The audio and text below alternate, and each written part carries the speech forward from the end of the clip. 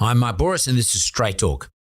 I suffered massively from alcoholism and drug abuse for 15 years. I drank every day. How hectic did it get for you? I got real bad, yeah. Andy Hearnden, welcome to Straight Talk, mate. I think I'm one of those strange individuals who knew what I wanted to do my whole life. Oh, really? Yeah. So straight out of school, went to chef school and then saved all my money and bought a one-way ticket to London. I got to London and learned how to cook real quick. Just take me through, what's the intensity look like? There's a mild to medium case of anxiety the whole day. Yeah. Doing 14, 16-hour days, 5 days a week. You are up and on when it comes to what you do on YouTube and all the other social mediums. Thank you. How you start something like this? It was through adversity. So COVID happened. I lost my job really quickly and I sat around licking my wounds for 6 months thinking this is the worst thing in the world. So I started looking at what I could do. What was the next step? And I watched a lot of content and I thought, I know how to cook. These cameras can't be that hard to figure out. So I started making TikToks. Oh my God, I'm so hungry now. Yeah, You made me really hungry. Andy Hearnden, welcome to Straight Talk, mate. Thanks, Mark. Thanks for having me. Otherwise known as Andy Cooks. Yeah. Cooks or Cook? Oh, Andy Cooks. It's like, that's your sort of, let's call it your stage name. Correct. Yeah, my performance name. Your performance name, yeah. Is it two people? No, I think they're the same person. Yeah? Yeah. I think Andy Hearnden might be a little bit more relaxed than Andy Cooks. He's probably, what it's like when you're in social media, you kind of have to turn it on a little bit. But it's entertainment. Yeah. I mean, and cooking is entertainment. Like actually, cooking is made for social media. Yeah. Colour, smells, looks nice. It's emotive. We're all thinking about our guts, filling our guts up. And the creativity part of it, it's a big deal. Yeah. Everyone does it. Everyone eats, don't they? Well, let me just take you back then, because that's probably not how you started. You probably weren't thinking about that at the time when you first started cooking. Or let's go right back. What makes someone go and do, I presume, a chef course or something like that? What makes someone think about that at school, for example? Oh, I think I'm one of those strange individuals who knew what I wanted to do my whole life. Oh, really? Yeah. So, from before I remember, if no one ever said, "What do you want to do when you grow up?" It was always chef. What's that influence come from? Like someone at home? Or what's the deal? I think my grandfather was a poultry farmer. Where? In Foxton, New Zealand. Yep. I grew up in Wellington. Wellington. Windy Wellington. Yeah, it's very windy. And my mum was a good cook, good home cook. We ate around the table like you kind of did in the 80s and in the 90s. Sunday lamb roast. Or yeah. Was that a thing in New Zealand? Yeah. It was here in Australia. Yeah. It was meat and potatoes, meat and 3 veg. Yeah. It was pretty standard cooking, but it was, good, honest cooking. So, yeah, I've always been passionate about food. Not sure where it really came from. It didn't come from an Italian family or anything like that. It was standard food, but your surname Hearnden is that sounds like Irish background to me. English, Surrey in England. Yeah. So it was a thing, probably more your mum's generation, not necessarily your generation, but more your mum's generation, like Sunday roast, sitting around the table, roast leg lamb, chook, whatever the case may be. New Zealand, definitely lamb in New Zealand. And 3 veg, gravy. Yep. And maybe a dessert. Yeah. Follow some sort of dessert after that. Sticky toffee pudding. Oh, yum. In a shitty cold weather, particularly in Wellington on a cold winter's day with the wind blowing its ass off. I've been to that football stadium you got there in Wellington. The Cake Tin. Oh, my God. It was a miserable, man. But it was full. Yeah. Yeah. Full of people. Yeah. I went to watch a rugby match there and it was full of people. I thought, what the hell? I only went over because a couple of mates of mine and I want to go and do a pub crawl basically and watch footy at the same time. Use footy as an excuse. But people were actually out there loving the joint. And does living in a place like Wellington, does that create more inside activity, so to speak, because you're not going to go to the beach or whatever if it's, generally speaking, not great weather. Does that have something to do with the fact that you want to be inside cooking warm food, and that sort of feeling, that emotional feeling you get out of eating food? But potentially, I think Wellingtonians are a pretty hardy bunch. I don't think that they'll let the cold weather stop them do much. Yeah. But I think they're also pretty family orientated, the Kiwis. So I think that's where it comes from. It's that, it's breaking bread together as a family and hanging out. But food wasn't cool back then, right? Like food didn't started getting cool until the late 90s. Yeah. In the mainstream, realm anyway. Well, what emotions do you attach to? I mean, if you as an observer, not your own emotions, but as an observer, what emotions do you attach to? Do you think are attached to food? What is it that? I mean, apart from family, what is it that we feel really, the dopamine and serotonin starts flushing around our brain? Mm-hmm. Same sort of outcome you get when you take cocaine. I mean, it's the same sort of emotion. Wow, how good is this? This is so nice. Mm-hmm. What emotions are we feeding effectively? I think it's a huge amount to do with history, and having, ownership or belonging to something. Yeah. So especially with some of the ethnic people that have come to Australia and New Zealand, it was memories of home. So, the big Italian, population, big Greek population, Chinese, so it's history and having something to be proud of. I think that's a huge part of it that goes unnoticed. And what did you get in your family then? You weren't, you're neither one of those three categories, but you're New Zealanders. I mean, apart from family, what was it that you felt? When you think back now, what was the feeling you got when you sat down and had the Sunday afternoon lunch, whatever it was, with your family? What did you feel? Well, part to do with that. My mother was Dutch, so second generation Dutch. My father was English. So I think there was unusual things that we ate that other people didn't. What did Dutch eat? Well, they eat very similar European food, but there's stuff like oliebollen, which is a Dutch donut. They eat like these sprinkles that they have on toast with the aniseed flavour. Yeah, and the Dutch also have they eat quite a lot of spice, I think because they... Do they? Of course, Dutch East Indies. Yes, yeah. They were importing them. They were the big importers out of Sri Lanka. Correct. I remember it well. I've actually been to a place called the Dutch House in Sri Lanka and a place called Gaul, which was owned by the Dutch East India Company. It's now a little hotel. And they used to import the spices from Southeast Asia through Sri Lanka back up to somehow, I don't know how they got there, somehow they got to Holland as a result of that.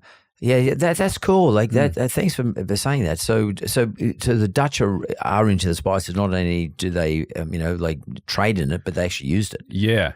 And Indonesian food is big, and they eat a lot of nasi goreng and stuff like that there in Holland. Yeah. Oh wow. Well, certainly my family did. Yeah. Wow. Yeah, and spicy, quite spicy. So as in strong spicy, as in chili style thing. Yeah, sambal. Curry. Yeah.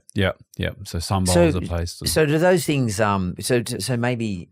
Is there a nostalgic sort of sense for you in terms of cooking food and remembering your family sitting around there? Did you help your mum? Yeah. I always helped my mum and then tried to kick her out of the kitchen as soon as I could, and kind of wanted, I'm a pretty independent type of person, so I kind of wanted my own kind of time in there. But yeah, and I think it was kind of a bit of escapism too, mum was also a single mother by the time I was, able to stand and be in the kitchen. So it's that kind of distract yourself with doing something to kind of get away from whatever else is going on in life. So we as a 10-year-old, 12-year-old, you were out there doing cooking and meal and potatoes or whatever? Yeah, certainly my young teenage years. Yeah, I was having a crack in the kitchen, and I'm really dyslexic. I couldn't wait to get out of school, so I just was laser focused on just getting out and getting into chef school.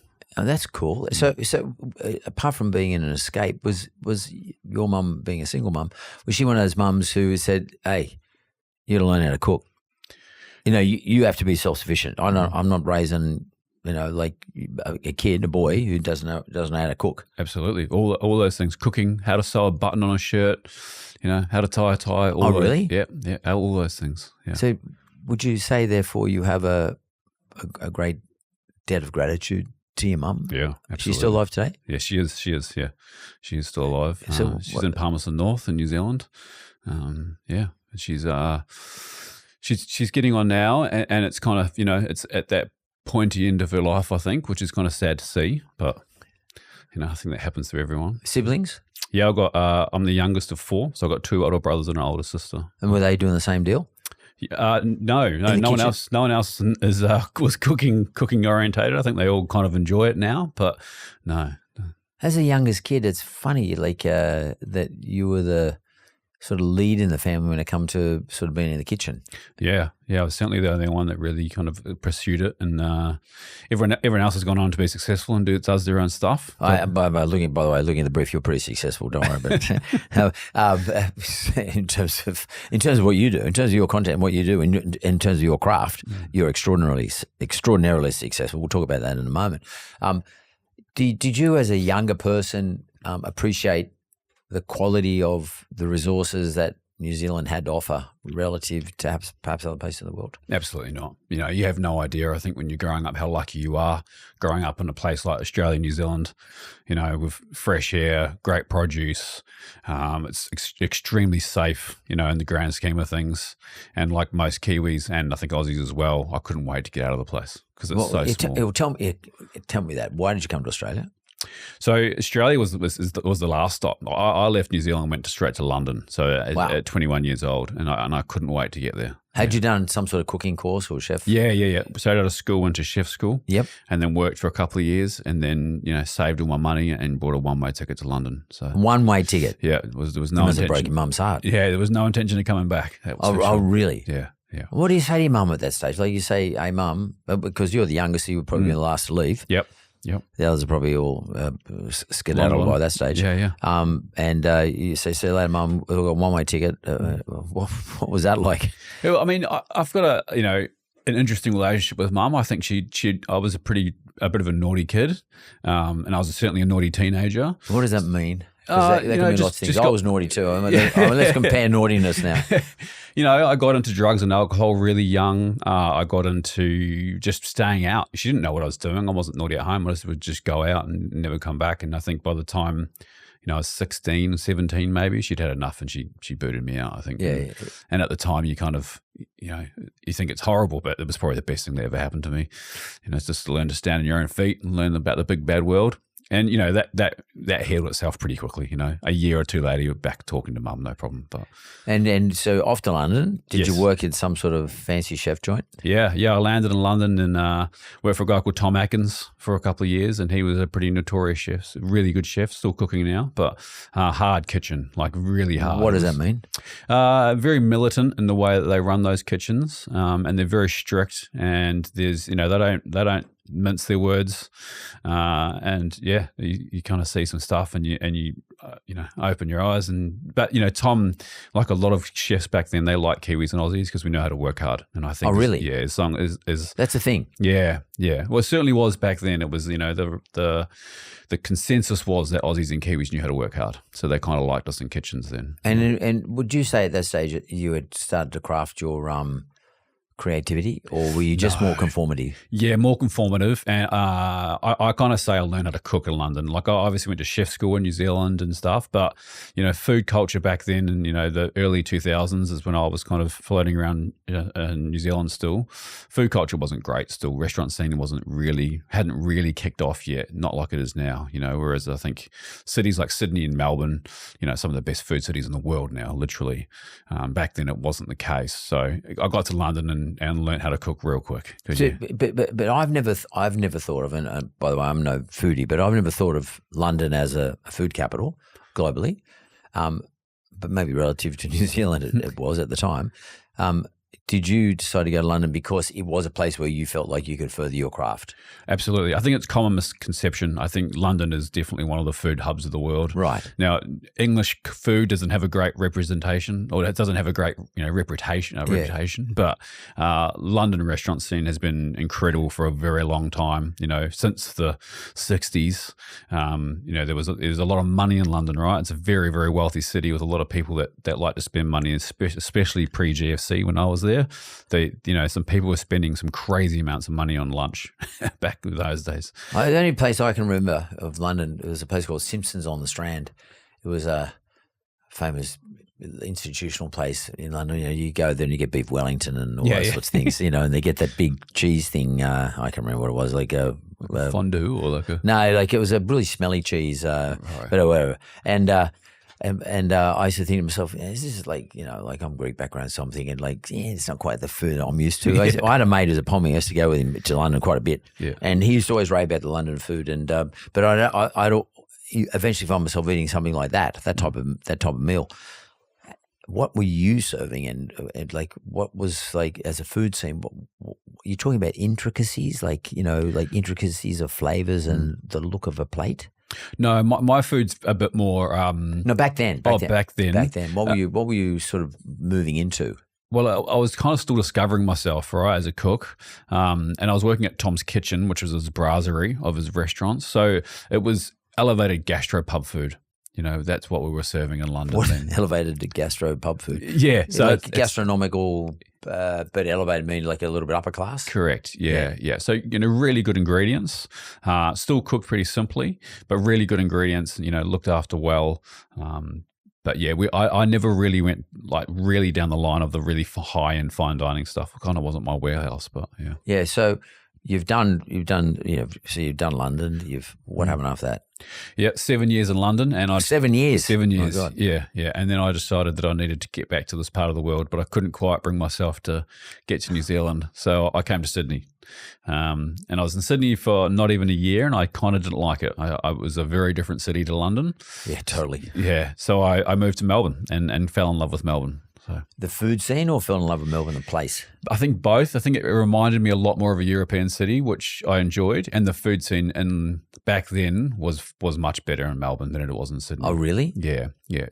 Melbourne was the the gastronomic capital of this part of the world for a long time. What period are we talking about? 2010?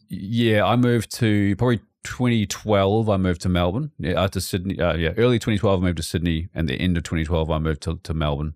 And Melbourne was much further advanced. So can you? Is it fair to say then that there was a period, like let's call it a 10-year period, 12 to 22, that Melbourne was considered to be superior at a certain level in terms of certain types of food, I guess, but as a destination for food, like proper foodies? Yeah, absolutely. Yeah. And that is a conventionally generally accepted. Yes. Yeah. By all you guys. Yeah. Chefs. Yeah. Melbourne was the kind of the gastronomic city of Australia. What is it, because of the individuals that are down there? Yeah, I mean, you think about the chefs that have come out of there, the restaurant scene. I think the colder climate helps as well. Like you were kind of referring to earlier, you eat out more, whereas in Sydney, you might hang out on the beach until the sun goes down, and then you grab a burger and go home. Whereas in Melbourne, if it's middle of winter, you're not doing anything. All right. So all the city guys, they leave their office and they go sit in a pub for a couple of beers, and they might go to a restaurant for dinner instead of, going to the beach or anything like that. So where were you working? So when I first moved there, I ran a restaurant called Gill's Diner, which was right in the city on a little Collins Street. And then I moved around a bit, worked for a restaurant called Entrecôte in Melbourne, worked at a group of cafes called St. Ali for quite a long time. And what did you think you got out of that? Like, apart from skill, craft, what did you get out of that experience, like in terms of what you know about people? When it comes to food? I mean, the people piece is huge, right? And it's learning how to interact and connect with people from all walks of life. Kitchens are pretty usually ragtag bunches of people from all walks of life, from immigrants who just need a job through to, people from upper middle class families who just like the kind of pressure. There's every walk of life in a kitchen, and you learn how to interact with them all, and you become friends with a whole bunch of people that you otherwise wouldn't have if you weren't, you wouldn't have even crossed paths with in your life. So and would you also become friends with people from other restaurants? Yeah, yes and no, but you're working really, back then you're working really intensely, long hours with this group of people, and you become like this little kind of almost family, like a unit. A unit, yeah, and you're there a lot, you're doing 14, 16-hour days, 5 days a week. 14, 16 hours? Yeah. So let's say, I guess you're talking about lunch and dinner, are you? Yes, if you're working a restaurant that does, even like Tom's Kitchen in London that I worked, we were doing breakfast, lunch and dinner. So, that's one shift. Like, you do two of those. You do two of those. Yeah. So you start at lunchtime. Let's say, I don't know, what time, if you're gonna have to do the lunch, and you're one of the chefs doing the lunch, what time do you have to get to work? What time are you in the kitchen? You're in at 8. Right, 8. And if you're doing a double, you're not out of that kitchen until midnight.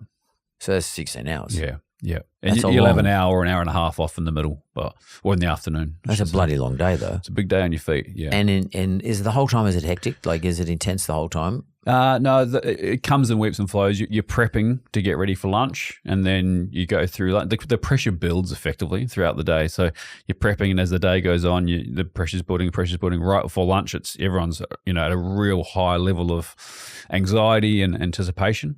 And then you do your service, and then it kind of winds down. You have to build yourself back up for dinner. But it's worth saying that those days are kind of over now, and it's good that they're over because it was.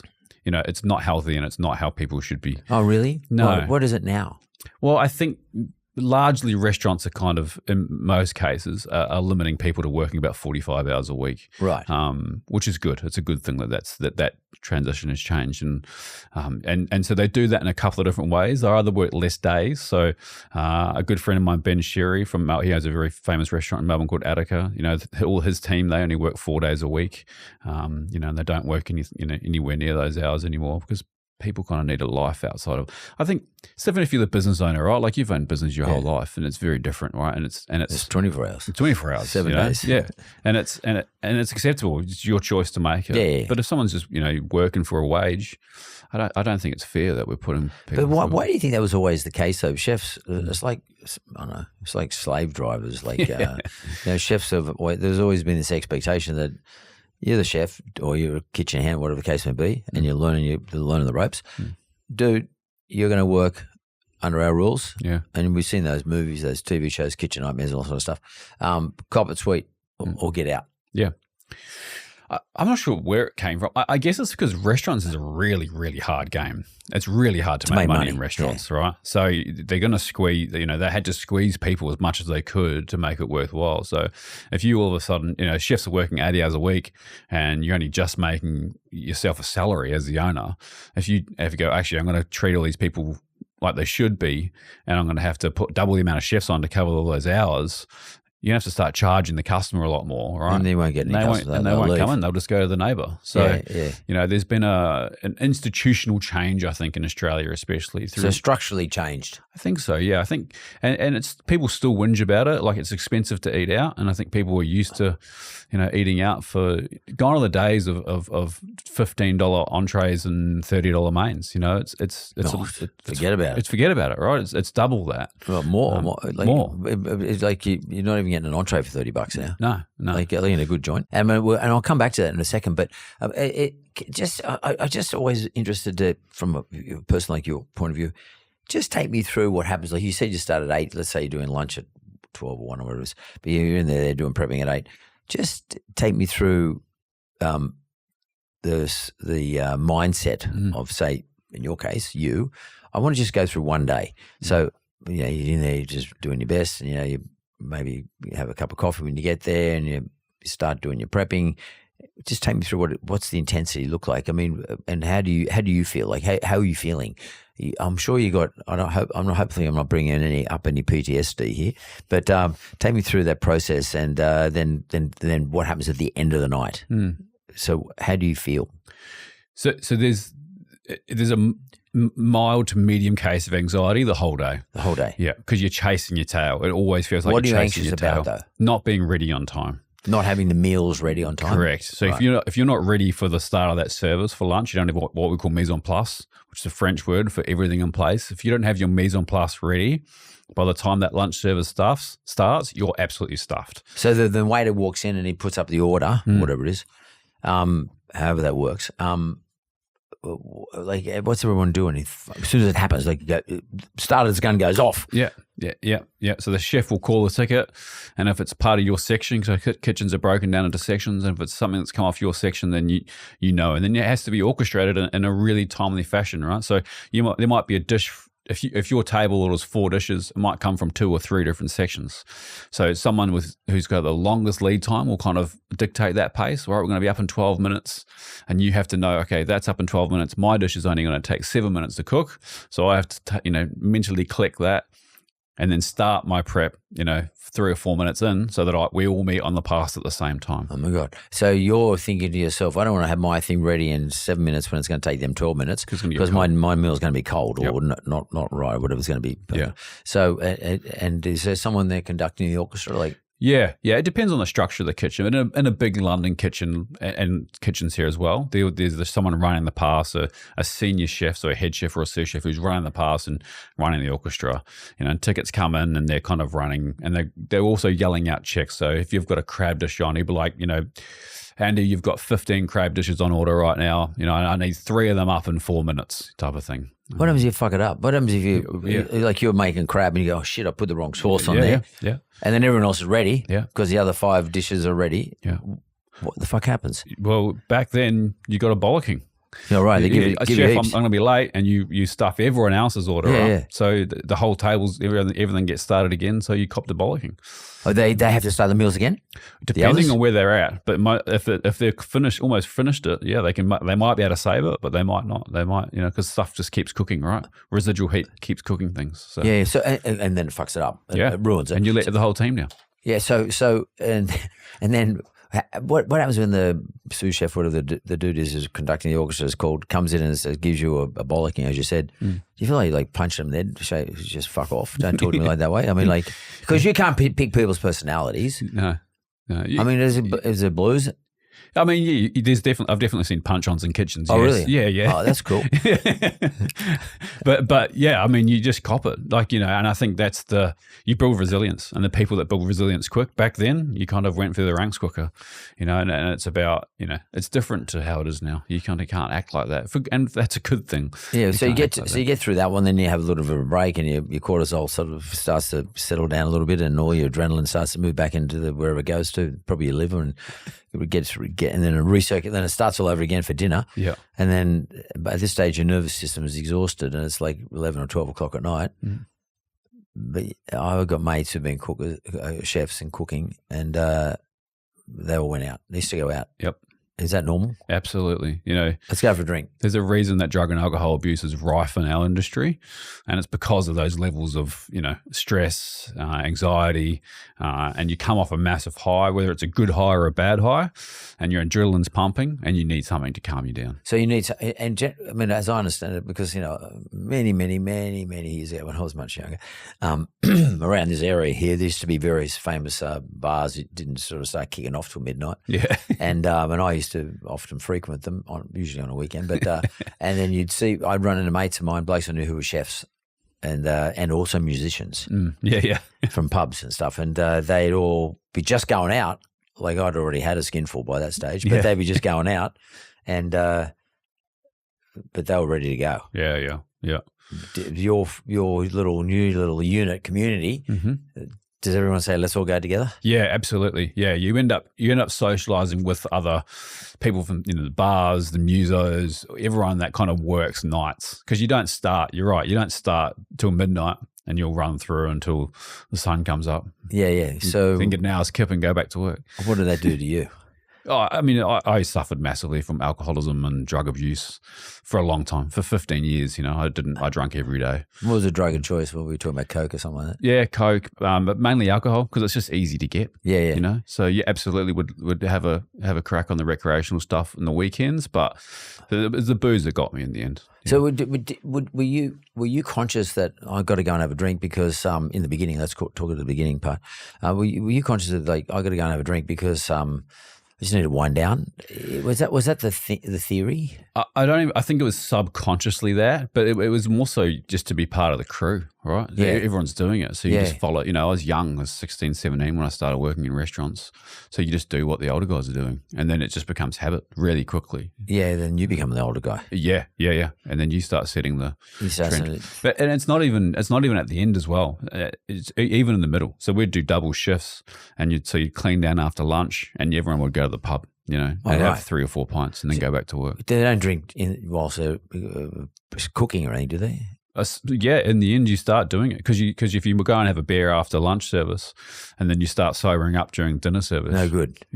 So you'll go and find some cooking wine or whatever, or you'll be mates with the bar, the person running the bar, and you'll be like, mate, I'll give you a bowl of chips if you send me vodka. Yeah, so they'd send you a coffee cup out, just be full of vodka and just have a shot. And how sort of intensity and hectic did it get for you? I got real bad. Yeah. I don't know. What does that mean by? So I call myself a high functioning alcoholic, but it was 3 or 4 bottles of wine a day. A day? Yeah, pretty comfortably. But there was per day. Per day, yeah. But you're still going up to work every day. You're still showing up for everything. But then you kind of, once you get to a certain point in life, you go, I can't, there's no way my body can handle me doing this forever. How did you know? Like, what were the signs that? I just think you just kind of, you just know. How do you get out of bed? Yeah, you get out of bed and you start drinking again. That's what happens. In bed? No, but as soon as you get up. As soon as you wake up? Yeah. Oh, so it got that bad? Yeah, it got that bad. Yeah, but so effectively drinking all the time? All the time. So you turn to work drunk. Not drunk, but with booze in your guts. Correct. Yeah. Yeah, and I guess you become so good at your craft that it doesn't really affect anything. No, and there's managing it, right? So you don't show up drunk, but you have a little bit, just to kind of to get rid of the hangover effectively, and then you just kind of level it all day, and then you can go again. You can send it at night. But was there an event or something that made you decide that's it? I'm going to give it. Did you give it up in one shot? Yeah, I think I'd known for a long time that at some point that I'm an all or nothing type of person. So I was like, I'm not. That's good, actually. Yeah, I'm not one that could go. I can't I can just have 1 or 2 drinks. I knew at some point I'd just have to stop drinking. But when I started kind of becoming a bit of a dick to my partner, that's what was that catalyst to me to go, okay, now it's time to sort this out. Yeah. So you at some stage you said, you just go cold turkey. No, and so I did what most people do. Well, a lot of people do is when I was in trouble and realised I was in trouble, I called my mum. I said, Mum, I need some help here. And really lucky that I had a good support network around me. And so they put me in touch with a rehab centre.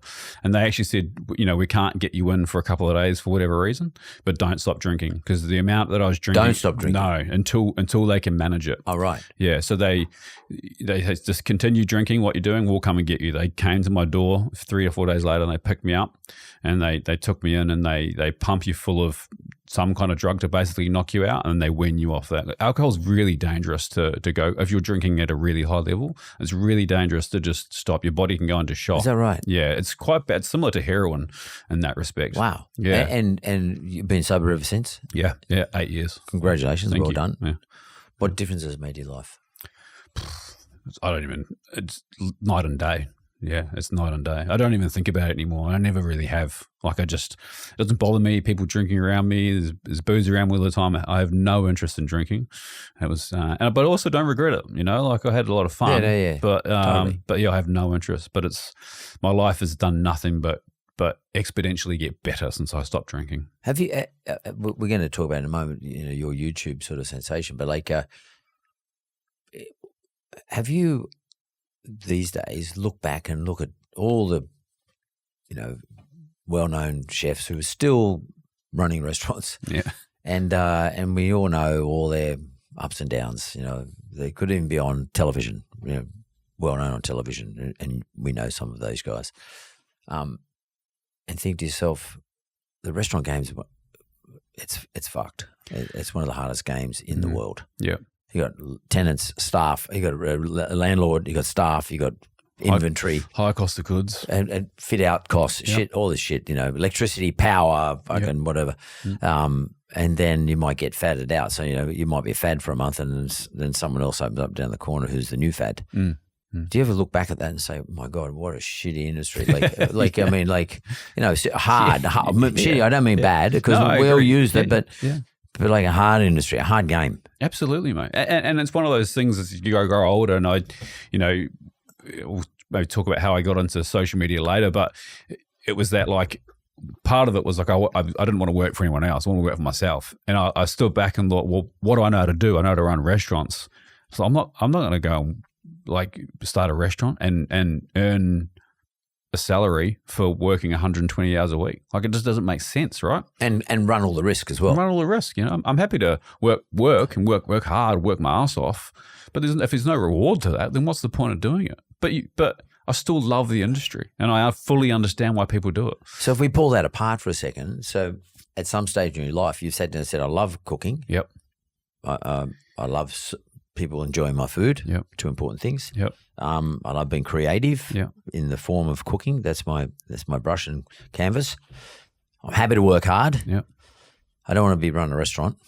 Is that what made you decide to get into the social media side of cooking? Let's call it that. Yeah. Social media cooking. Yeah. I was. Did you make that decision though? Like, was that I'm going to do this? Yeah, it was. It was through adversity. So COVID happened, and I was running a really large group of restaurants that was owned by Emirates, so the airline. So we ran 100 venues around Australia and New Zealand. Wow! And I lost my job really quickly in COVID.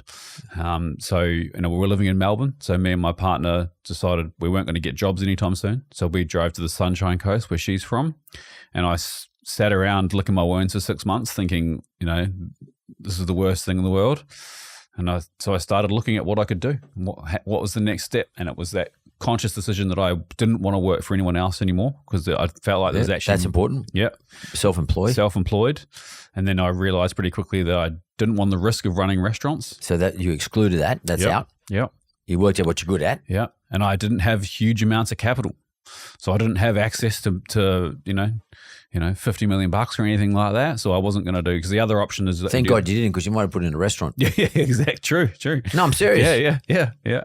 But there was the other option. I really love kitchenware and cookware, and I was like, well, I kind of like kitchenware and cookware, but I don't have heaps of capital. It's a really capital expensive business to get into.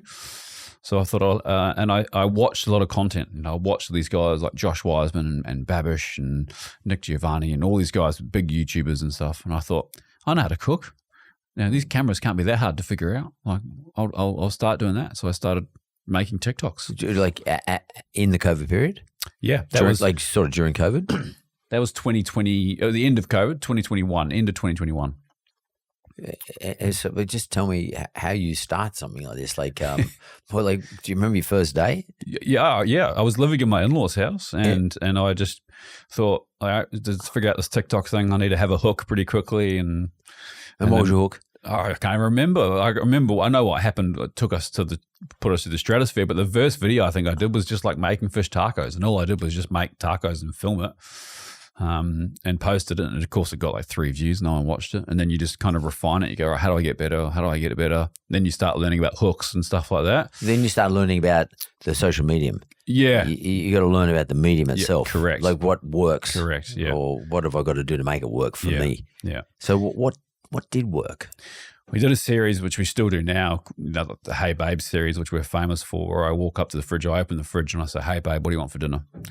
And Babe, Caitlin, she says a dish, and I make that dish. She says what the dish is. Yeah, she'll say teriyaki chicken, and I'll make teriyaki chicken from scratch. And I think it hits people in so many different elements. It's that if you're the person in a relationship that does the cooking, it's a really nice thing to have someone that knows what they want. If you're the person in the relationship that does the eating, it's amazing to have someone that can literally cook any dish in the world. And can we just take? I'm a bit intrigued by this. So, you obviously analyze it over and over again because this thing's making you money. So, and it's what you do. So, just that you were sort of being quite modest in how you analyze those two things. Is just look at. I'm a viewer, so I might either be the person who likes to prepare the food. Yep. Equally, I might be the person who likes to consume the food. So you're appealing to both of me, or both those types of audiences, and probably some hybrids in between. Yep.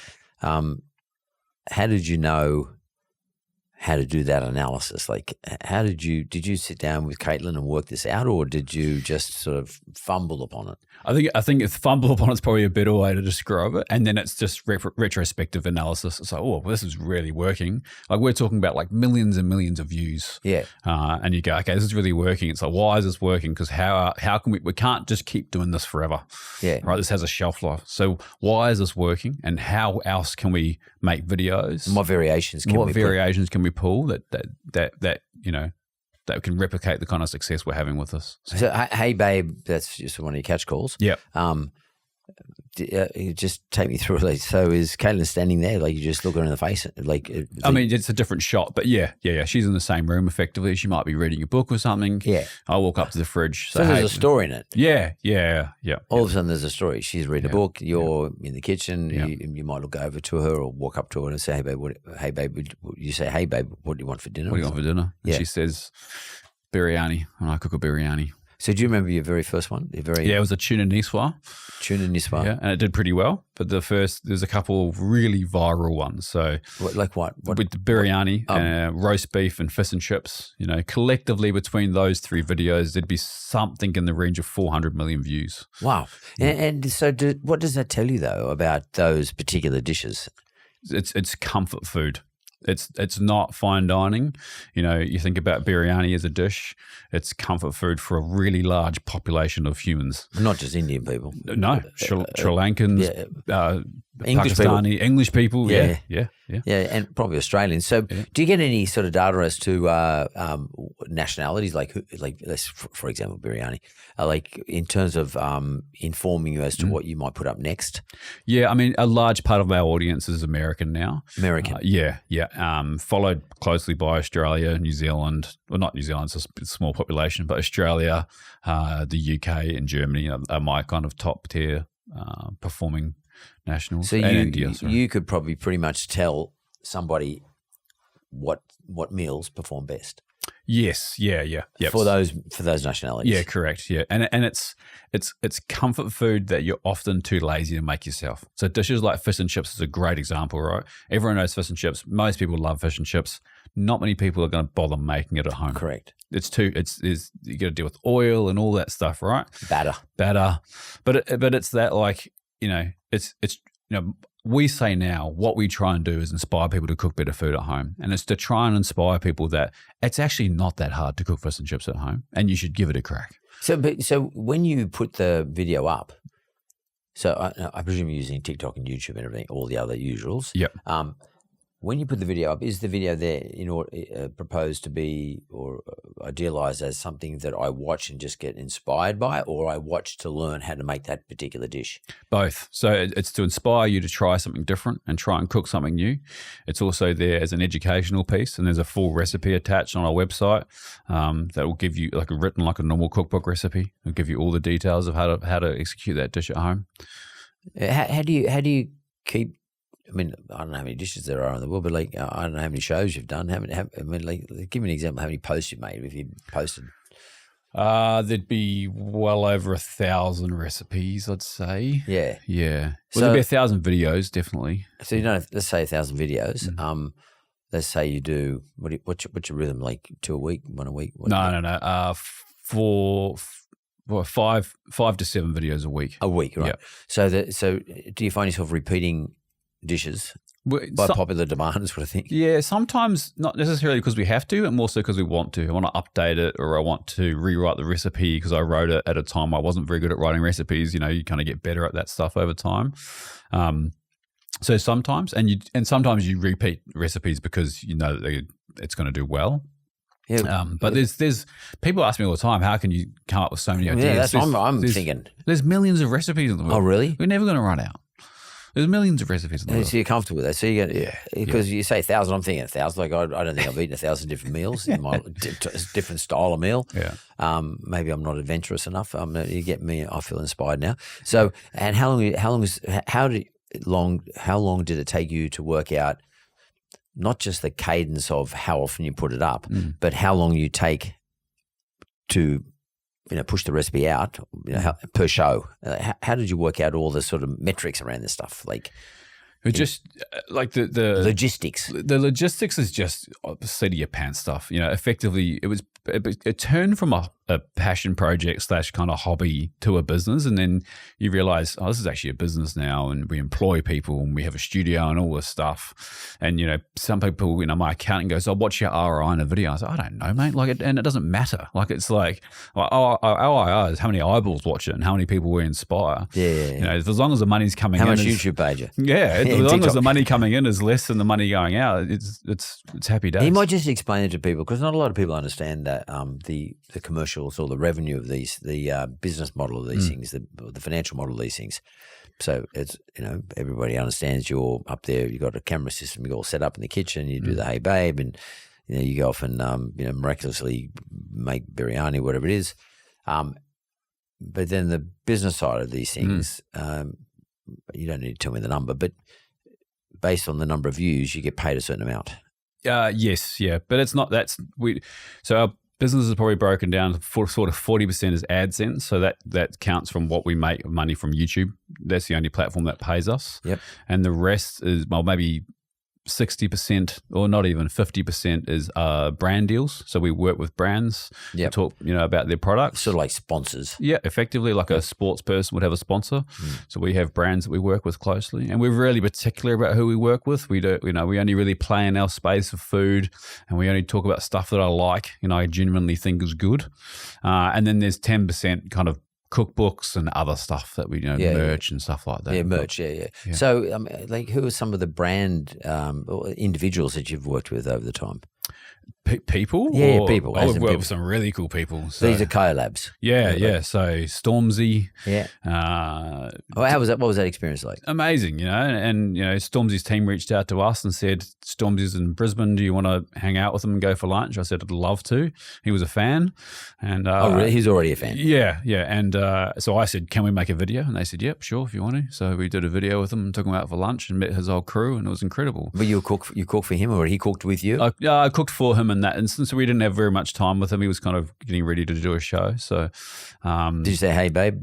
Yeah. No, he kind of called me. And Stormzy is a huge human being. Yeah. He's very strong. But no, he's a. And what'd you cook for him? A fish finger sandwich. Yeah, and I saw the video of it. He sort of he hammed it up well too, which is pretty good. Yeah. He knew what was going on. It's a fish finger burger. Sandwich. Yeah. What the hell is a fish finger sandwich? It's a very English thing. It's like really? Literally. I mean, I made everything from scratch, but it's literally fish fingers, tartar sauce, iceberg lettuce. Like the old fish fingers you used to buy the frozen ones. We used to be able to buy them at Woolworths, wherever it is. Yeah. It's those. But I made. You made fish. them from real fish, from scratch. Yeah, from real fish. And just like sitting in between two bits of bread. Yeah. I've never heard of fish finger sandwich ever. It's English food. Is it? So, yeah. But he's probably and by the way, it's comfort food. It is, yeah. And like so, a friend of mine, Morgan, owns a restaurant here in Sydney, Bessie's. They do a version with Moreton Bay bugs now. So it's kind of an elevated version of that. But and I've seen some stuff with Volk. Yes, Volk loves his cooking. Loves his cooking. He's a real foodie. Yeah, he is. He's right into it. And he's another really lovely human being. I challenged him to because his mum's Greek and his dad's Maltese. Macedonian. Yeah. And Volkanovski. And I challenged, we're friendly. So I said, mate, why don't you and I do a Greek lamb cook-off? And we're going to do it. I don't know whatever happened. We were talking about late last year. We haven't done it, but he's like fully up for cooking. Yeah, loves it. Himself. Mate. Loves it. I reckon he'd rather cook for you than you cook for him. Yeah. So he came around to my place. I said, mate, in the Sunshine Coast, I said, come around, we'll cook. And he goes, yeah. And he just flew up just for that. Just to come and cook for them. I know, because he's like huge. He'd be a huge fan of yours, but he's a huge fan of food. Yeah, loves it. Always posting stuff about cooking. Yeah, obviously it's a big passion of his. Yeah. So what did you guys cook? We cook steaks, like as you do. But he loves cooking. He loves the steak. We did steaks with chimichurri, and we did one on the rotisserie, and we did something in the smoker, and he loved it. It was a good fun. Did you have a wrestle with him? No. But he had a punch. He had his coach there, and he had a punch in the backyard. And Joe. Yeah. Joe's a legend. Yeah. But it's pretty scary. Not scary. It's intimidating to see, right? Because they don't muck around. Oh, they had a roll today for the two of them in your backyard. Yeah. That's cool. Yeah. So isn't it amazing that your platform allows you? It's a bit like me. I'm lucky to in my show, but it allows us, this social media platform, to be able to talk to all sorts of interesting people. It is, mate. And some of the people that we've met, I'm sure that you feel the same. It's mind blowing, and they're inspiring. You're around these people that are really successful in their own field, and it's just inspiring to see. You learn so much. Yep. I'm just sitting here talking to you. I learn so much, about. I'm always curious about what the emotion is about food. Why it is it's so fundamental. Yeah. And like it's not just European families. I just think it's a way to connect. Yeah. I mean, like if you said to me, mate, let's go and cook something together, I'd feel, apart from feel quite honoured because you're a chef, but the opportunity, I'm honoured about the opportunity to connect. I mean, I'm just sitting here talking to you now. This is a way of connecting too, having a conversation. Yeah. Ordinarily, way I used to connect would be have a drink. Yeah. But cooking is actually better. Yeah, it's more personal, I think. Yeah, you're doing something together. Like I might be cutting something or showing you something that my dad showed me. Yeah. Like it's. Well, you're sharing craft, aren't you? Yeah, and it's so powerful. Yeah. Yeah. When people watch it. Yeah, it is. It is. People learn about you. Yeah. Yeah. And your guest, I guess. Yeah. Yeah. Absolutely. I mean, what does someone like you do? Like you're a phenomenon in terms of like the amount of people have watched all your various shows. Let's call them shows because it is television on a different medium. What do you do from here? Do you just keep doing the same, or do you start rolling out pots and pans? Or I'm serious about that. By the way. Yeah. I mean, so what we do short form videos. So the videos you watch on your phone, we do 4 to 6 of those a week, and then we do one long form video. Is that a subscription? No. I'm passionate about not putting any of that stuff behind paywall. It's all free for anyone to watch, right? Yep. And the long form videos, 20 minutes on YouTube, you can watch it on your TV. It's more in depth, slower pace, just talking about ingredients, stories, history of food, all that stuff. But to answer your question, it's we're doing products now. So a natural progression for a YouTuber or a social media person is to do merch. And I was really anti kind of doing, no one needs a t-shirt with my name on it. Like, no one I was going to say t-shirts. t-shirts. No, so if I'm going to do merch, I'm going to do stuff that's meaningful and actually works and that someone can get use out of. So we've done a protein press. So that's to help, cooks doing smash burgers or hold steaks or hold fish. So what's a protein press? I never heard of that. So it's a piece of stainless steel with a handle on it. It weighs about 1.5 kilos. Yeah. And you use it to smash burgers for smash burgers. So they're the really thin ones with lots of crispy lace on the outside. But they're also great for, you put on a steak and it gets you much better contact with the pan or the grill. So when you put your steak on the grill. Yep. You put this thing on top. It's a weight. Yep, and it holds it down there. Yeah. And you can do it with the point of that? Well, you just get better contact with the heat source, so you get faster Maillard reaction. The Maillard reaction is the kind of I guess the easiest way to describe is the caramelization of the crust. The crust, yeah. So you get better contact, faster crust. Oh, that's interesting. So what's that thing called? We call it a protein press. A protein press. Yeah. Is that a thing in kitchens? Yeah. Like high-end restaurants, so they have one of these things? Yep, lots of different shapes and sizes of them, but and it's weights. Basically just a weight, though. When I say just, I'm not sort of downgrading it, but it's a weight. I've never heard of that before. Yeah, it's effectively a weight. And what about things like, because it's a big move towards this at the moment, like outside of cooking, but no Teflon pans or stainless steel or titanium or. Yeah. Another one, porcelain style things because I got grandkids and recently I bought my 2 sons who have the grandkids. The other 2 don't have the grandkids. Just so the 2 boys who have the grandkids, I bought them some cooking ware that nothing comes off because I just thought, well, I don't want my grandkids. They got sons. I don't want my grandsons from day one eating any shit. Yep. And I'm lucky I can afford to do it. So I went and bought it. Yeah. And I thought, am I being fucking fattish? I saw it on Instagram, believe it or not. But is that a thing that because if someone like you said to me, Mark, the thing you should be buying is this brand. Yeah. I will write that brand down. I'm not joking. I will go straight out and buy it. Yeah. Because I haven't got a fucking clue. Yeah. And I literally would buy something off Instagram because they say to me, this is better than buying something with a Teflon or whatever it is. Yeah. But is that the sort of thing? I mean, to me, I think there's a marketplace out there screaming out for this sort of stuff from someone like you. 100% agree. And we're working on it effectively. So we've got another set of products in development at the moment, and we'll do a pan at some point. And you're 100% right. These forever chemicals are bad things. It's there's a whole bunch of really mixed messaging out there. Is it good? Is it bad? And that's true too. It's overwhelming for me. It's overwhelming for the average confused. consumer, right? And I think the easiest way to think about it is just go back to basics. So I cook in stainless steel, cast iron pans, always. So in the studio here, we've got a cafe out there, and as part of the building, and the 3 blokes in there used to work at Doyle's down at they're chefs, proper chefs, like you, but they got out of the industry because it's too hard. But they run this cafe and they kill it. But they were telling me that they use cast iron pans and they don't even put them in the dishwasher. When they finish, they sort of wipe it out with something. Absolutely. There's no detergent. No, just wipe it out and recook again. Yep. Correct. And I got them to buy them a couple of, but they were sort of black looking, and they didn't look. It didn't look right for me. But is that how people like you cooked? Yeah. If you're using what is that about? What's the deal there? So if you're using a cast iron pan, you're effectively breaking down the polymers or the fats, they carbonizes, and that becomes your non-stick, right? So if you wash that, you're washing that away. Right. So you kind of want to keep that on there, and you want to build that up over time. Is it not dirty? Well, no, you think about what temperature it's at. It's not, the bacteria is long gone. So you wipe it, it's clean. But if you use the soap thing's a funny one, right? It's quite old. I think soaps have changed a lot in the last 20, 30 years. Soap back when you were a 20-year-old kid was a lot stronger and would have taken that off. Now it's debatable whether it will or not anyway these days. But still, if you've got a cast iron pan that you're cooking steaks in, there is no need to wash that out. Once let it cool a little bit, wipe it out with a paper towel. Yeah, that's it. They wipe it with a paper towel. And it's fine. They're quite heavy. Yeah. They're actually quite heavy. You got to be careful of your wrist, but they're quite heavy. Yep. Because what I didn't like about it, because I'm used to, I got in my mind, in a domestic kitchen sense, and I like to cook, I got in my mind that everything needs to be shiny in the kitchen and all, like stainless steel and whatever, like just shiny. Yeah. It looks really clean. Yeah.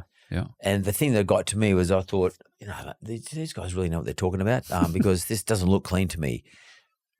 Why is cast iron, which is basically iron and it's quite thick, why is that a better format to cook on or in or with? It holds heat well, which is good. Now, the funny thing is about cast iron is that it was cheap to make. That's why you see cast iron pans. It looks everywhere. cheap. Yeah. And by the way, it's cheap to buy too. I bought cast. There's nothing about it. No big deal. No. So there's lots of ways you can kind of take that, but then you're trying to service a really broad range of the budgets, right? So if you're gonna do something, you can do a cast iron pan for quite cheap. You can do a cast iron pan retail for $100 pretty easily, right? Yeah. But if you want to start using some other, much more fancier metals or harder processes to process, that price pushes up, right? So you're gonna be careful about what target who you're trying to hit, who you're trying to get to buy this pan, and is it affordable for them? Because obviously I bought something off Instagram, and Instagram now knows that, and it's forever feeding you. It serves me up stuff all the time. And the latest one that I've been getting is I think it's titanium. Yeah, as the toughest metal or the hardest metal, and it's sort of because last thing I want is something. I don't want to be. I don't cook fancy, but if I'm cooking normal, I don't want all this shit to stick everywhere. Yeah. And the way that looks like nothing sticks to it. Yeah. And should I be cooking with oil? Yes. And what sort of oil? Well, it depends. Up to you. I mean, there's a lot of negativity around seed oils at the moment out in the world now, and I have no position on it. I use seed oils. Like I'm not canola. Yeah, I mean, I don't really use canola much because I just think that there's better quality seed oils out there. I use peanut oil if I'm frying, but I use a lot of olive oil because I like it. It tastes good. I think it's the thing I always say is I'm not a food scientist. I'm not a nutritionist, right? I just do what I think works best. Yeah, but it's about taste. The food's got to be about taste. So I use a lot of olive oil. So I use a really good quality olive oil if I'm not cooking with it. So, if I'm just putting on a salad or something like that. Yeah, like extra virgin or whatever it is. Yeah, just a straight olive oil if I want to fry a piece of fish. If I'm using a deep fryer, if I'm frying chips or making fish and chips, I'll use peanut oil. Those are kind of the three main oils that I use. But why do you use peanut oil instead of olive oil? Because if you fry something in olive oil, it does tend to take on a bit of a taste like olive oil a little bit. If you try frying peanut oil, it's very neutral flavored in oil, so you're not gonna taste any olive oil flavor. Yeah, so it's a lot cheaper. So in terms of your progression of your business, and merch, we're not going to do t-shirts, but you've put out this press thing. What do you call it again? Protein press. Protein press. When you said that, I was imagining some sort of machine that produces protein, but it's a thing that you basically put on to make sure that there's more of the surface of both the pan and or whatever you're cooking on and the meat, for example. And we're talking about fish, meat, chicken, all proteins? All of the above. Or even if you're doing a cheese toasty in a pan, put that on top, you're going to get like a more even toast on your bread. Wow. Okay. Yeah. So that's one product. So the next product we might be talking about things like knives and forks. Like chef's knives. Yeah, chef's knives are an interesting one. There's an art to creating a knife, and I think it's one of those things that's probably best left to the artisans, the Japanese knife makers and stuff like that, or the Germans make great knives too. So I probably wouldn't touch knives. But what does someone like you do? And where do you get your knives from? Because I watch you guys and you got something you slice. It looks like, and I thought you sliced them under I think he must be sharpening his knife every bloody day. You sharpen them a lot more than most people think. And the thing it's the issue with most domestic cooks is that they don't realize how much you have to sharpen your knife. And they'll buy a knife and they'll use it for 3 months straight and they'll go, it doesn't work. And it's like, we haven't sharpened it. It's the same with a really good top end builder, and their chisels. They keep those things razor sharp so that, woodworkers, so you got to keep them sharp. So have you ever done an episode where you talk about sharpening everything and getting all your tools right? Yeah. You have? Yeah. Yeah. They would have gone off. Yeah, they do all right, those ones. Yeah, because I've been wanting to know what you're using, what type. I'll be watching what sort of knife you got, or set of knives, and what you're using to sharpen. And how do you sharpen? I see these guys sharpen them on the stone. Whetstones. Yeah. Oh my God, I think it looks like it's going to take forever. And every now and then I get sort of inspired, and I'll go and sharpen my knives. I got a electric knife sharpener. Yeah. Yep. I'll go and sharpen them, but like you said, probably once every 3 months. And then I wonder why I can't cut through the bloody tomato, or I'm bruising it as well. And is the whole objective? I'm sorry to ask you these questions, but is the whole objective around having sharp knives? Is it about making sure you sort of preserve the thing you're cutting? Is it about not fucking it up, basically? Absolutely, mate. But it's also it's a whole ethos around having good care about everything that you do and having doing things with intention. So if you're going to use a knife, make sure a knife's supposed to be sharp. Make sure it's sharp. Have intention with what you're doing. And I love the Japanese for that. You go to Japan, you see any store owner. The first thing a store owner will do in Japan is they'll go and clean out the front of their store. And it's something that we don't do very well here in the Western world. Especially in streets like this, right? You come here on a Sunday morning after everyone's been partying. They're trashed, and it's trash, right? And they just expect the council to do it. Whereas in Japan, they'll just do it, right? And they'll clean it up themselves. They'll clean it up themselves because it's about doing things with intent, making sure things are properly looked after, making sure that you're ready to start your day in a good frame of mind and with everything clean. And when you and it's just a little question, it's a little question, but it's important to me. When you wash at home, not when you're on YouTube, not when you're performing, but just at home. When you wash your knives, your forks, your plates, and you just wipe out your pans, what is your process? Do you ever put stuff in the dishwasher, or are you so fussy about the outcome that you actually just wash your stuff yourself? Yeah, so I'll hand wash a cast iron pan with the paper towel and hand wash knives. Knives never go in the dishwasher. Other than that, everything goes in the dishwasher. Yeah, so everything else can go in the dishwasher. Absolutely. They're there for a reason. And do you take a view that, when you're storing food, so what would be great is I'm mad on pre-prepared meals. Yeah. Because not many people have the time. You got time to do it because that's what you do. It's your show. So there's prep, and there's someone goes out and buys the material, the food, and you probably got your favorite butcher, your favorite seafood joint, etc. like that. You're living in Sydney now, correct? Yeah. So you go to your favorite joints. You know where you're going to get the best produce. Yep. And so you should. But people like me, I like to have stuff prepared, because I don't want to think about like today, for example. I've done a whole series of podcasts. I've got one after you. I don't have time to go and get a proper lunch. Blah blah blah. I would like to have a prepared meal. Are you doing something like that? Do you say to people, "This is how you do your prep for the week"? Yeah. Have you done a series yet on that? We've done videos on that. Yeah. We did a really popular video not long ago about meals for one as well. So, we did 5 different recipes for people who are just eating well themselves. On Monday, Tuesday, Wednesday, Thursday, Friday. Yeah, it's an underserved, utilized or service piece, market where people just you don't want to cook for, there's lots of recipes for 10, 12 people. Yeah. You kind of just want to cook one meal and you don't want leftovers. So, and then also meal prep. It's like, well, if you're gonna make a big batch of, bolognese, then you can turn that into a shepherd's pie and a pasta dish, and etc. Yeah, for efficiency. Yeah.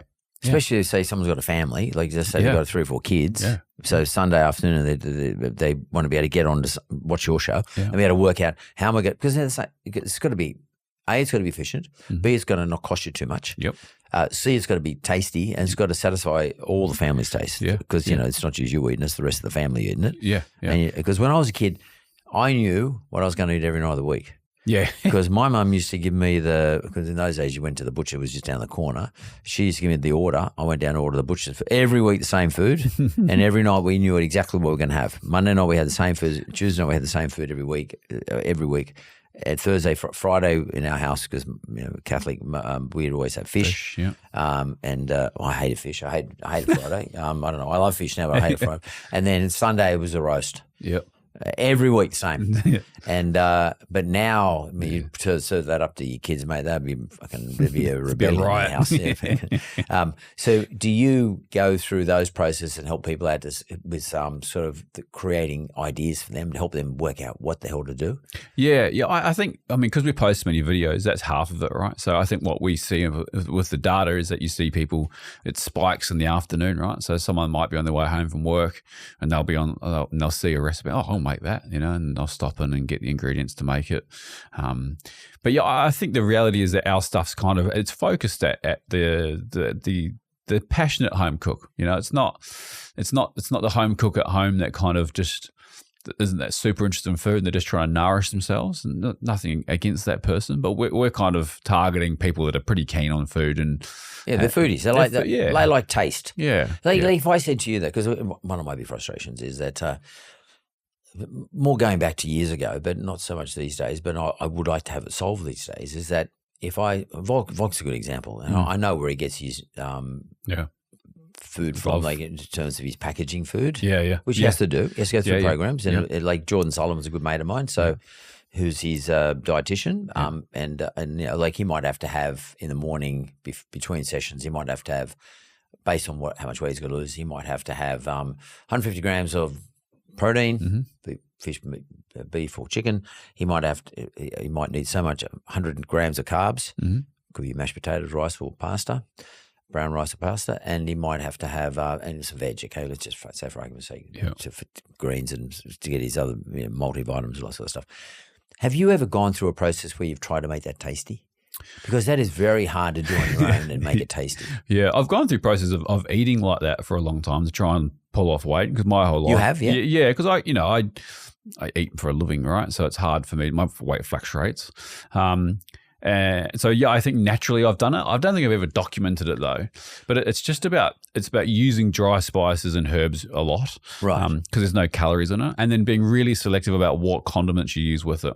So if you use like vinegar, if you like hot sauces, making sure you're using like a vinegar-based hot sauce as opposed to one that's full of sugar, and just thinking about stuff like that. But I haven't actually documented it. Maybe I should. Maybe we should do something. Yeah. I'll tell you why. Because I remember one time. One time I got really bad. One time I had to put on 5 kilos to fight someone. Like he was at 91 kilos. I'm normally about 85, 86 kilos. Yeah. And he was much better. So I thought I've actually had to, only once it happened, I had to put weight on. Yeah. It's a bit crazy. So I had 6 months to get ready. So I was doing a lot of gym work and stuff like that. But I was eating like, the bloke helped me out. I got to eat like 6-7 times a day, right? Yeah. But I was buying ready-made meals. Yeah. First 2-3 days it was fine. It was great. But after that, I felt like it was just. I didn't feel like it was food. Yeah. It was a chore. It was like it was a chore. It was like eating cardboard. Yeah. And I was just basically just trying to get it down my throat, and it had no taste to it. I felt like this particular, I won't say the brand, this particular brand of food had no taste to it. Yeah. And I felt as though they were just preparing based on calories and protein levels. Yeah. And no one was actually looking at it from a chef's point of view. Yeah. So I think that would be an extremely interesting thing to do for someone like Vog, for example, and particularly if someone like him endorsed it. Do you know Jordan Sullivan, the fight dietitian? He's Vog's dietitian. Yeah, I've never met him. No, I know of him. But he's a pretty cool guy. Yeah. And but he's always frustrated too. Yeah. I know who he's using at the moment. And by the way, I'm using the people. I've used the people that he's currently using to buy the meals, and I'm not going to say their names, but that's pretty good. Yeah. But I'm just wondering when someone like you actually got on top of this and said, this is the best meal there is. You can buy some of these meals, by the way, you can buy at Woolworths, so they're everywhere. Yeah. But they're very salty. Yeah. I think they up the salt is because they sit around for so long. Because they've got to sit in water shelves for 30 days. Yeah, which is just crazy, right? Like it's, I think. And you eat it and you don't feel great. No, because the salt makes you hot. You dehydrate very quickly, and then when you drink the water, you puff out. Yeah, you hold the water long. Yeah, so but someone like you, do you know? Let's say you're just trying to make it last a week. Is that something that you would be able to do? Would you be able to work these things that make this meal particularly tasty, whatever they might be? Yeah, tasty, absolutely. The food science behind making stuff shelf stable, that's not my warehouse. Let's say it was a week. Yeah. You just use it by controlling acid. But I mean, so I have a meal prep video now where it's all about, so instead of making 5 boxes that have the same meals, and cook up a whole bunch of different ingredients, right? Yep. And then you go home on the night and you go, all right, I'm going to grab some rice, I'm going to grab some chicken, and tonight I feel like avocado and pickled onions and this. And then the next day I'm going to have some prawns. And so cook a bunch of different food, don't mix it. And then you can kind of create your own, effective rice bowls, like every day. And they're different ingredients every day. So have you done a series on that? Yeah, there's a YouTube video on that. Yeah. Is there a name for that? Because I might have a look at that. What do you call I'll send you a link. We'll put a link on the show. Great. Because that's something I would look at. Because you're right. You could just go, you get your prawns and you get blah, blah, blah, blah. Yeah. You don't have more pre-made because generally speaking, if you're going to pre-made, you end up making one dish. No. And you have the same dish 5 times. Correct. And that drives you mental. Yeah. So you just have containers of the cooked ingredients. So you might have a whole bunch of corn, 4 corn cobs cooked or, cut off and cooked, some cherry tomatoes sliced in half, some baby spinach washed and ready to go, some cooked rice, some cooked chicken. And you go, I'm going to have some rice, chicken, some tonight and tomorrow night I might have some other combination. Have prawns and corn and that's cool. And then I guess it's the sauce. You need some sauce. Sauce is the differentiator or the condiment or whatever you call it. Is the differentiator. Yeah. So what's your? You probably don't have an answer to this, but what do you like in terms of go-tos? Simple cooking, mate. Like if I'm eating at home, it's grilled meat, usually on the barbecue. So I might a grilled piece of steak, a grilled piece of chicken. I like rice. I eat a lot of rice, and then like simple veggies. It's nothing crazy.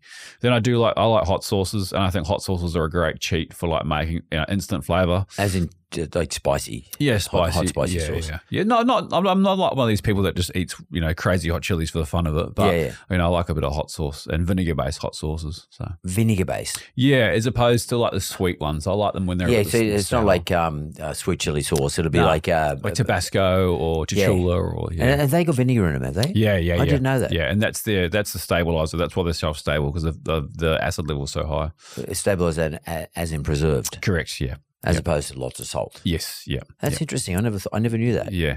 And I never really thought about it, but I did know that. It's vinegar that preserves it. Yeah, and they're also very low calorie because there's no sugar in them. So is it, as opposed to, say, the sweet chili sauce, let's call it that, that's got probably a lot of sugar in it. Correct. But what preserves it? They also probably put a lot of salt in it. Yeah, sugar as well. Sugars are preserved. Sugar's a preservative. Yeah, think about like jam, when you're growing up or still now. Like that's, it's from the sugar. Sugar's preservative. I didn't know that. Yeah.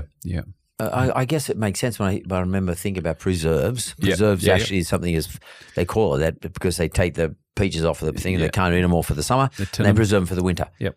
With sugar. Yep. That's mad. I didn't know that. I never thought about that. Thanks. I appreciate that. That's pretty cool. Like I should. It's pretty logical, but I never really thought it through.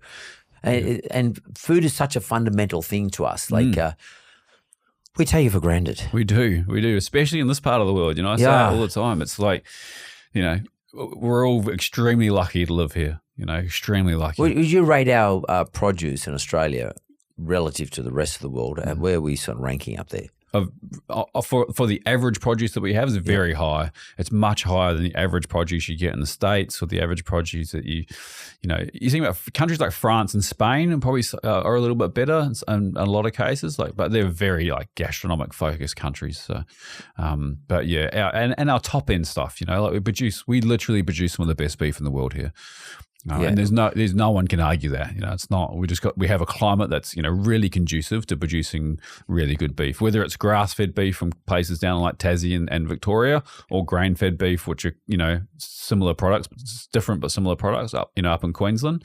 We produce some of the best beef in the world. And I'm getting wrapped up here, but could I just the producer's wrapping me. But I just want one more question. Why is it? You just sparked my memory. I remember when I haven't been to London for a couple of years, but when I used to go to London, I haven't been more recently, but like I used to go to London a lot. One of the things that always struck me about London in their summer, spring, summer, was the difference between a strawberry in London and France compared to a strawberry here. Yep. Climate. What is the deal with that? Climate.